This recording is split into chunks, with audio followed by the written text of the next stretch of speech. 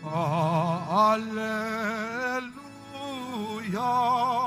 Alleluia, Alleluia, Alleluia.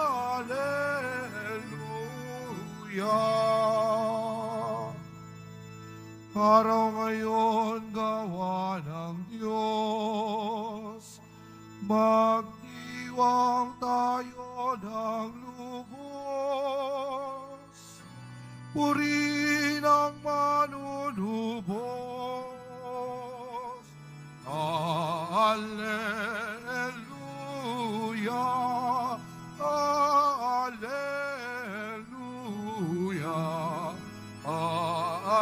Alleluia, Alleluia.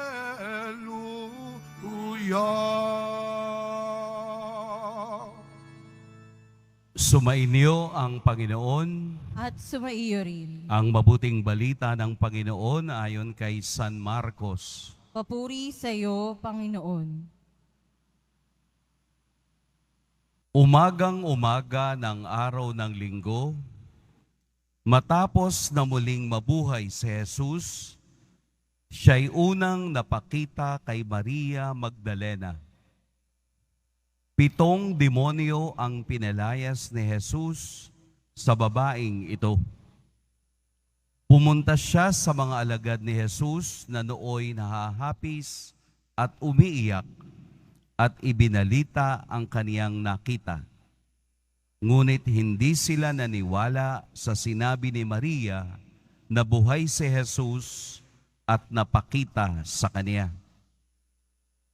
Siya'y napakita rin sa 2 alagad na naglalakad patungo sa bukid, ngunit iba ang kaniyang kaanyuan. Bumalik sa Jerusalem ang 2 at ibinalita sa kanilang kasamahan ang nangyari, ngunit sila may hindi pinaniwalaan. Pagkatapos, napakita siya sa 11, samantalang kumakain ang mga ito. Pinagwikaan niya sila dahil sa hindi nila pananalig sa kaniya at sa katigasan ng ulo, sapagkat hindi sila naniniwala sa mga nakakita sa kaniya pagkatapos na siya'y muling mabuhay. At sinabi ni Jesus sa kanila, "Humayo kayo sa buong sanlibutan at ipangaral ninyo sa lahat ang mabuting balita." Mga kapatid, ang mabuting balita ng Panginoon. Pinupuri ka namin, Panginoong Hesukristo. Magsiupo muna ang lahat. Magandang umaga po sa lahat. Meron po tayong tinatawag na crossroads of life. Yun bang isang insidente sa buhay na makapagbabago ng ating pananaw? Maaaring maganda, maaaring hindi masyadong maganda, pero magbabago ng ating pananaw. Masarap balikan kapag ito ay inspiring stories. Yung gusto mong ulit-ulitin sa buhay mo. Gusto mong i-share, gusto mong ibalita. Pero kapag pangit, parang isipin mo pa lang, nasasaktan ka na. Kaya nakakapili kasi tayo kung ano yung crossroads ng ating buhay. I will give you one example. Nung ako po ay nag-aaral, nakatanggap ako ng award.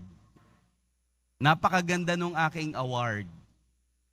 Pinakamatipid na batang mag-aaral.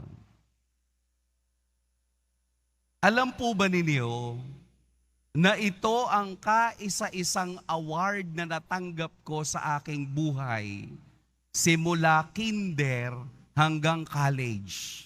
Hindi na yun nasundan. Kaya yung aking nanay, tuwang-tuwa nang umakyat sa stage. Sabi ko, "Nanay, ang award ko po isa lang. Pinakamatipid na batang mag-aaral." Sasabitan mo ba ako? Sabi, ay oo, very proud ako, nagkaroon ka ng award. Pero sa likod ng award na yun yung katotohanan na kaya natanggap ko yung pinakamatipid na batang mag-aaral dahil wala akong baon araw-araw.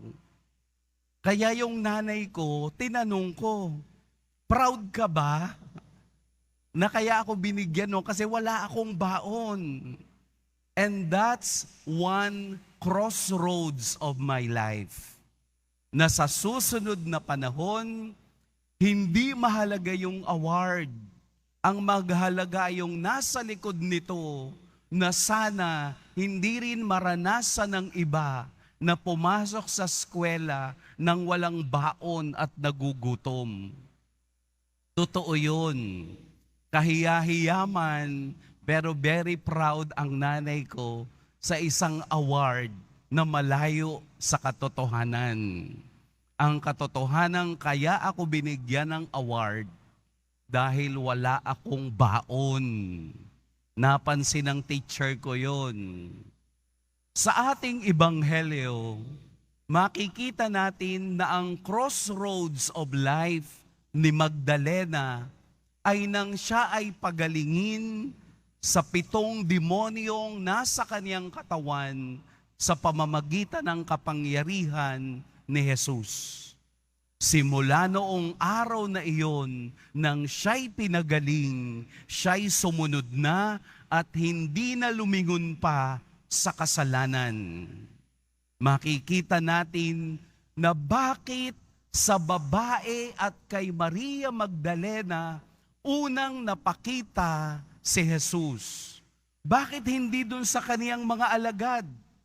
Bakit hindi kay Simon Pedro? Bakit hindi dun sa kaniyang minamahal na alagad? Bakit kay Maria Magdalena? Sa katotohanan ng ating buhay, hindi titingnan ng Diyos ang nakaraan. Ang kaniyang titingnan ay ang crossroad ng buhay natin na pinagpanibago tayo ng Diyos, sumunod tayo sa Kaniya hanggang sa kamatayan at ngayon sa Ebanghelyo hanggang sa pagkabuhay. Kaya dun po sa ating magagandang bagay na nagagawa at nangyayari sa buhay, ito ang ating ipamamalita kahit walang naniniwala. Sapagkat ang mabuting balita ng pagkabuhay ni Jesus ang magpapabago sa ating lahat. Na hindi matatapos sa kamatayan ang buhay ng bawat isa kung hindi ang kamatayan ang magdadala sa atin sa panibagong buhay, sa buhay na kasama natin ang Diyos. Ipamamalita natin ang kagandahang loob at biyaya ng Diyos sa ating lahat. Huwag na nating isipin ang masasamang bagay. Napakasakit isipin na kapanglulumo ang mga karanasan ng kasalanan. Pero binibigyan tayo ng pagkakataon ng Diyos na mas tingnan natin ang buhay pagkatapos ng tayo'y magdesisyong sumunod at sundan si Jesus.